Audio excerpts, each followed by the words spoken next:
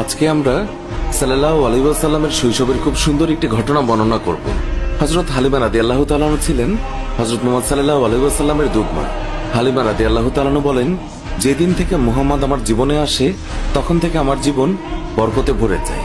তিনি এতই বরকতময় ছিলেন যে তার নামও রেখেছিলাম বরকতময়। হালিমা রাদিয়াল্লাহু তাআলা বলেন, একবার খরা হয়েছিল, জীবজন্তুরা না খেয়ে মারা যাচ্ছিল, কিন্তু আমার বাচ্চারা যেখানে ছাগল নিয়ে যেত সেই ছাগলগুলো ভরপেট খেয়ে আসতো। এই অবস্থা দেখে গ্রামের মানুষ তাদের বাচ্চাদের বলতে লাগলো, হালিমার বাচ্চারা যেখানে ছাগল চড়ায় তোমরাও সেখানে যাবে। এরপর থেকে গ্রামের অন্যান্যরাও হালিমার ছাগল যেখানে চড়াতে নিয়ে যেত সেখানে তাদের ছাগল নিয়ে যেত।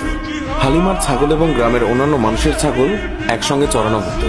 কিন্তু গ্রামের মানুষজন লক্ষ্য করলো, যেখানে হালিমার ছাগলেরা পেট ভরে খাচ্ছে কিন্তু ছাগলের পেট ভরছেই না।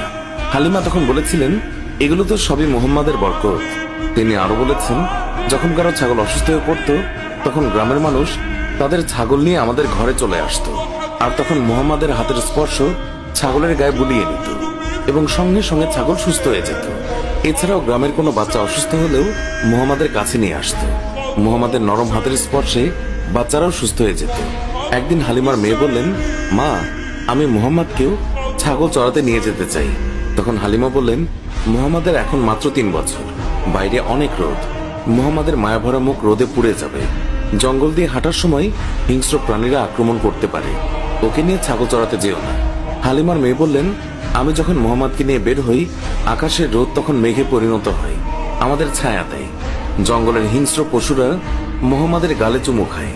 শুধু এতটুকুই নয়, যখন আমি মুহাম্মাদকে নিয়ে বের হই তখন আমার কাজগুলো সহজ হয়ে যায়। যখন হালিমার মেয়ে অনেক জোর করতে লাগলো তখন হালিমা মুহাম্মাদকে তার সঙ্গে ছাগল চড়াতে যেতে অনুমতি দিলেন। এইভাবে কয়েকদিন যাওয়ার পর হালিমা তিনি মুহাম্মাদকে বললেন, তুমি আর ছাগল চড়াতে যেও না, আমি তোমাকে অনেক মহব্বত করি, তুমি আমার কাছ থেকে দূরে গেলে আমি খুবই চিন্তায় থাকি। এরপর একদিন হালিমার মেয়ে কাঁদতে কাঁদতে বাসায় ফিরলেন। হালিমা কান্নার কারণ জানতে চাইলে মেয়ে বলে, তাদের একটি ছাগল শিয়াল ধরে নিয়ে গেছে। এই কথা শুনে হালিমাও কান্না করে দেয়। শিশু মুহাম্মদ তখন মায়ের চোখে পানি দেখে সে বলে, আমি এক্ষুনি তোমার ছাগল শিয়ালের কাছ থেকে এনে দেব। মা হালিমা তাকে যেতে না বলে, কিন্তু মুহাম্মদ রাসূলুল্লাহ সাল্লাল্লাহু আলাইহি ওয়াসাল্লাম তার কোমল মনে মায়ের কান্না সহ্য হচ্ছিল না। সে জঙ্গলে যায় এবং গিয়ে সকল পশুকে ডেকে বলে, আমার মায়ের ছাগল কে নিয়েছে। এই কথা শুনে সকল জানোয়াররা সেই ছাগলকে নিয়ে দৌড়ে এসে মুহাম্মাদের পায়ের কাছে এসে সালাম দেয়। তখন মুহাম্মদ বললেন, তোমরা কি জানতে না এই ছাগল আমার মায়ের ছিল? তোমরা কেন আমার মায়ের ছাগলকে আটকে রেখেছ? আমার মা এখনো বাসায় কাঁদছে।